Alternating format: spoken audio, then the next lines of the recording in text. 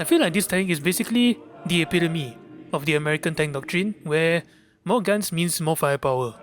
I mean, you have the M7 3-inch gun right here, the 37mm right here, and then on the roof, you have a 50 caliber machine gun, and then for a bomb machine gun, it has two 50 caliber machine gun. And then it has a Maxim Tokarev machine gun, a Colt 1895 machine gun, a DP27 machine gun, and a...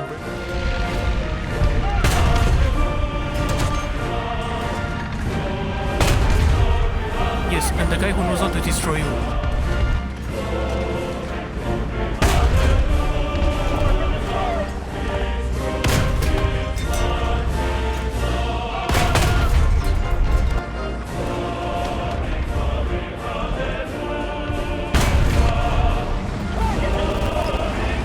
Oh my goodness!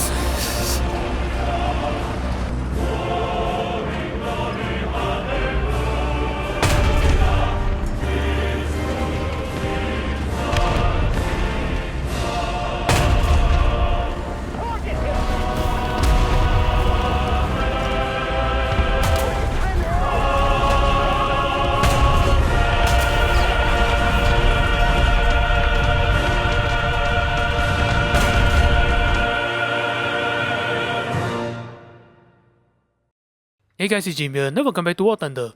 And yes, of course, it is time for me to grind the new event vehicle. Which, I can't really say though because I have a feeling YouTube will just think that I'm saying a rather not so nice word.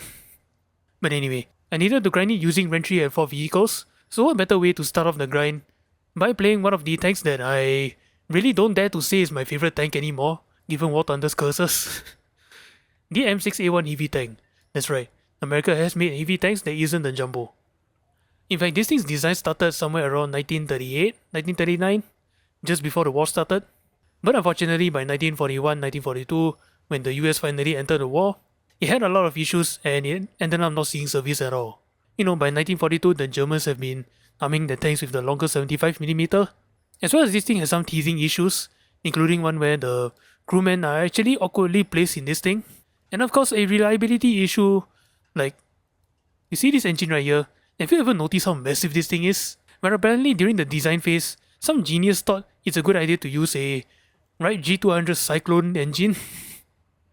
And if you don't know what that engine is, that is the engine that powered B-17 bombers. But thankfully in video games, there is no such thing as reliability.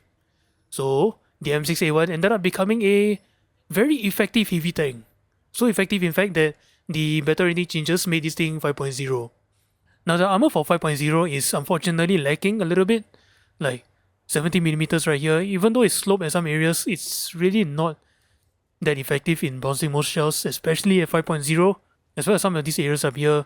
Like sure, there's some areas where it's a little bit awkward because of the weird modeling that Gaijin has for this thing, as well as some areas around here like 70mm right here and then another 70mm sitting underneath a 25mm. And then if you're wondering, can I play this thing like a tiger and anchor my tank? What is with tank designers and having all these corner wedges, man? I really don't understand. Turret armor, I mean it's not too bad, 101mm of armor, and it's curved, so if you don't land your shots right, it's going to bounce right off. As well as the armor surrounding the gun manlet, like 101mm of armor, yeah. If you play hold down in this thing, maybe it can be survivable. Not to mention, a lot of players may be discouraged to shoot your turret armor because of all this. Even though technically they can actually penetrate, but shh, don't tell them. Now there is one thing you need to keep in mind. Normally I don't really talk about the sights because, you know, doesn't matter how heavy your tank is, enemy gets onto your sights, you're basically screwed. But for the M6A1, this is what you need to be careful of. Because even if you angle, there's guns that can easily chew right through this. As well as anti-air vehicles, autocannons, yeah. Not very protective size, if I'll be honest. And the mobility on this thing, you do have a very powerful engine, but unfortunately, with how heavy this thing is, yeah, you can only go up to 35 kilometers an hour. But the good news is that it doesn't take too long to build up to the speed. Just want you to keep in mind about your mobility, you don't have a very good reverse gear. And then moving on, the firepower of this thing, of course, you have two guns. You have the M7 3-inch gun right here, which is the same gun as the M10, and a 37mm cannon, which is the same gun as the Stuarts. And of course, the shell that we'll be using for the 3-inch gun, the M62 shell, armor piercing cap ballistic cap shell that pans up to 149mm of armor at point blank, good angle of penetration, and 65 grams of explosive mass, which is more or less more than enough to pretty much one-shot most tanks you come across. And then for the 37mm, we'll be using the armor piercing cap ballistic cap shell, M51B1 shell, that pans only up to 87mm of armor, and no explosive mass. And then I know you have 3 50 caliber machine guns that are working, but still though, just in case you come across something that you cannot penetrate with your 37mm or your 50 caliber machine gun, you might want to bring a few high explosives.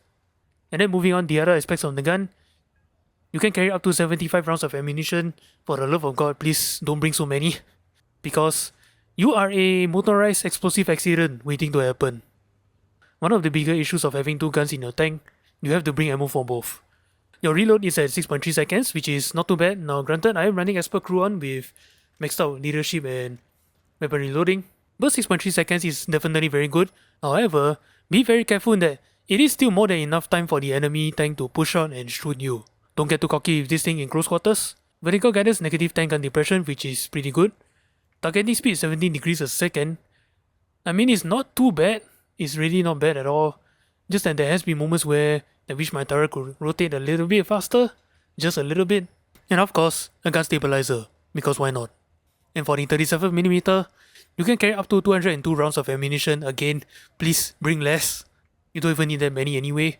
Your reload is at 3 seconds, so definitely if you are coming across like something like a ASU-57 or a Sturrer Mule, yeah, you can use this 37mm to pepper the enemy tank, or you can use it to bait the enemy tank into thinking that you fired your gun. Just that, small disclaimer though, there aren't that many players who will fall for it nowadays, so do that at your own risk. And of course, you do have a gun stabilizer on this thing as well. So yeah, not a very good tank in real life, but since this is a video game, reliability is not an issue for this thing at all. But enough about the M6A1, now let's take this thing on to battle. And I was hoping to actually get Tigers and Panthers in this thing because it's a battle rating 5.0, but for some reason I keep getting my down tiers and facing Soviet tanks a lot. But hey, who knows, maybe you'd like to see me bully Soviet tanks instead.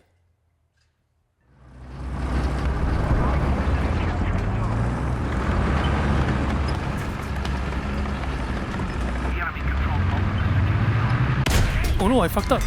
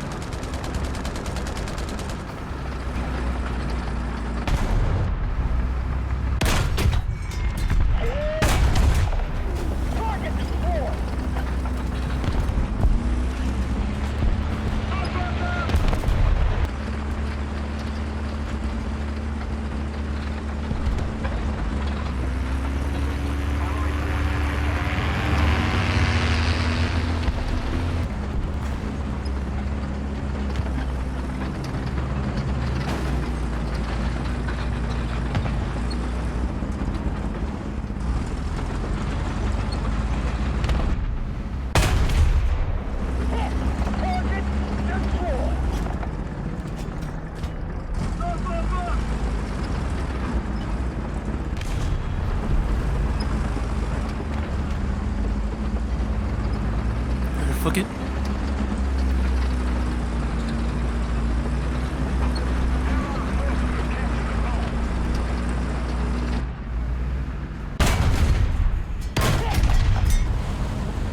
Dude, come on.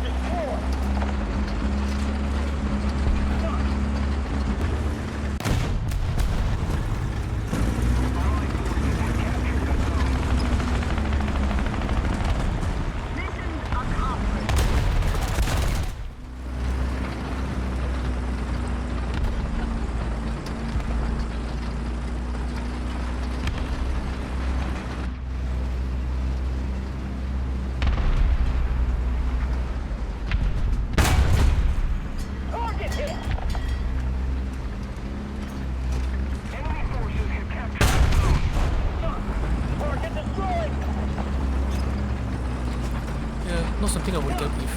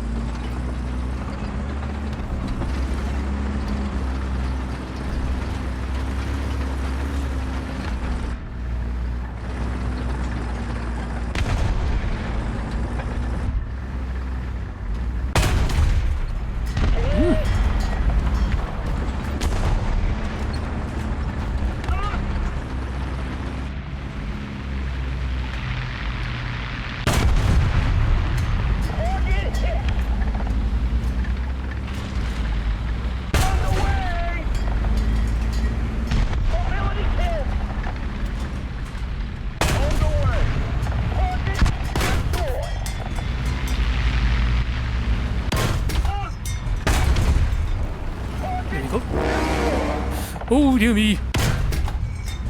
Target hit! We've been hit! The engine is burning! Fire! Fire! Target destroyed! Fuel leaking!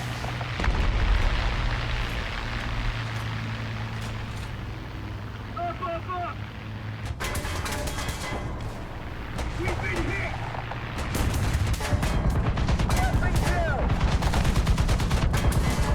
Go away! I don't want what you're selling.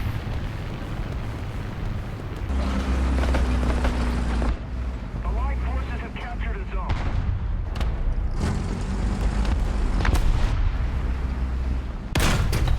Oh! Target destroyed. I was trying to use it to find him, but that works, I guess.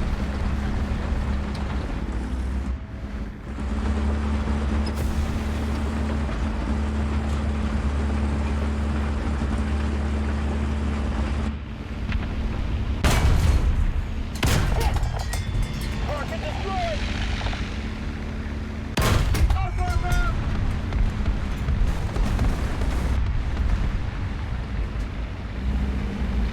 I could have sworn I hit like P26 or something.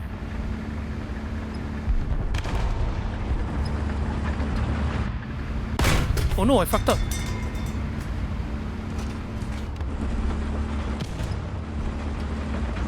Not gonna fall for it.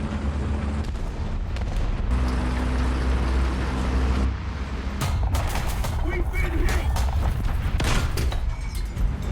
A little more effort and victory will be ours. Oh, that's it.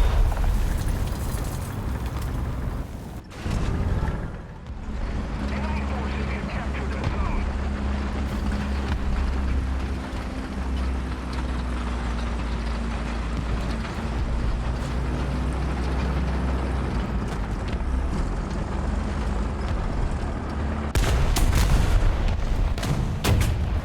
Target hit. On the way. Target destroyed. Oof.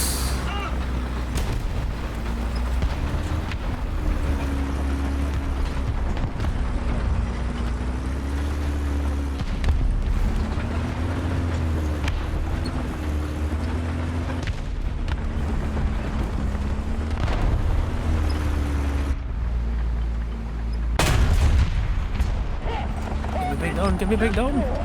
Move! This is why we need to reverse gear. Allied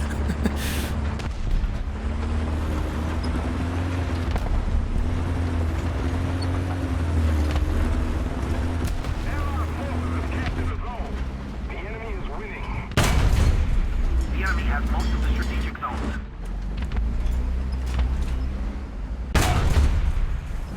Target destroyed. Up.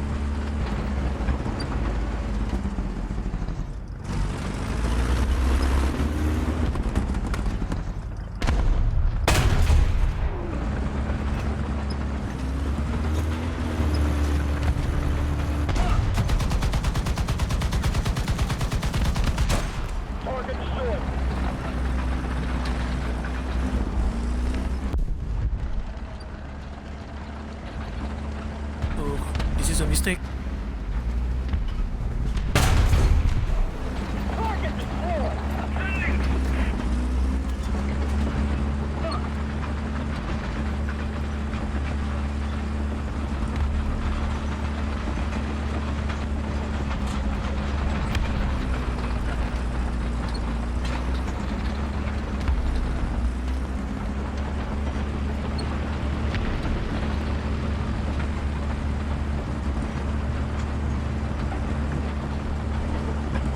Eh,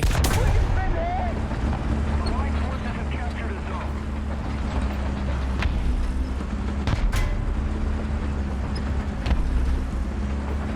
Gunner, please, come back. Target destroyed.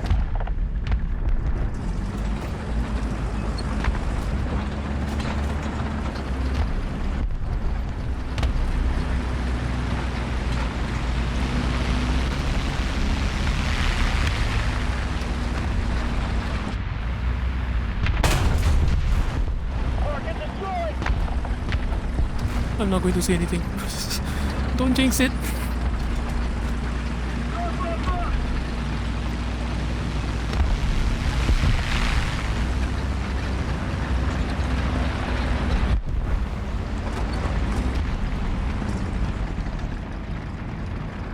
Turn, please. Turn. Turn. There you are. Destroyed.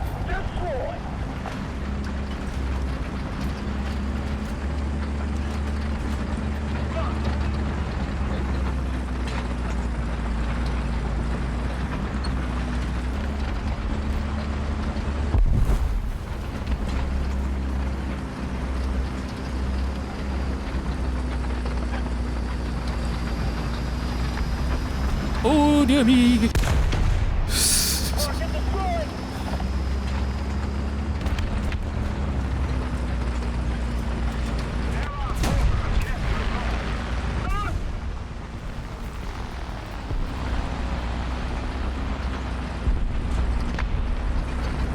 Our victory is near. Hit! Target destroyed!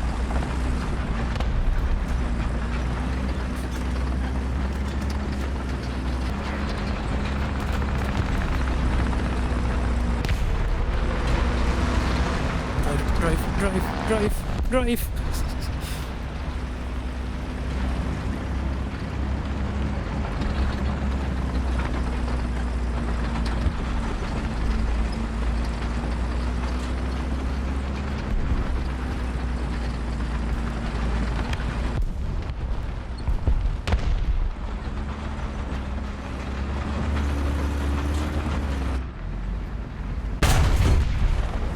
Damn right. Target destroyed!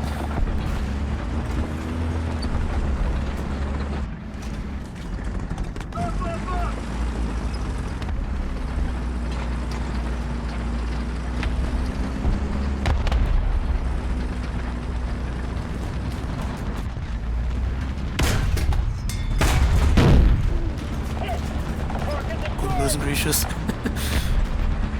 Those are like 14.5mm machine gun rounds, so why is the explosion so massive?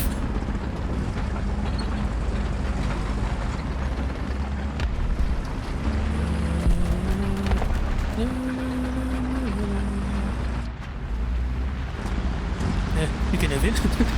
I feel sorry for you, buddy.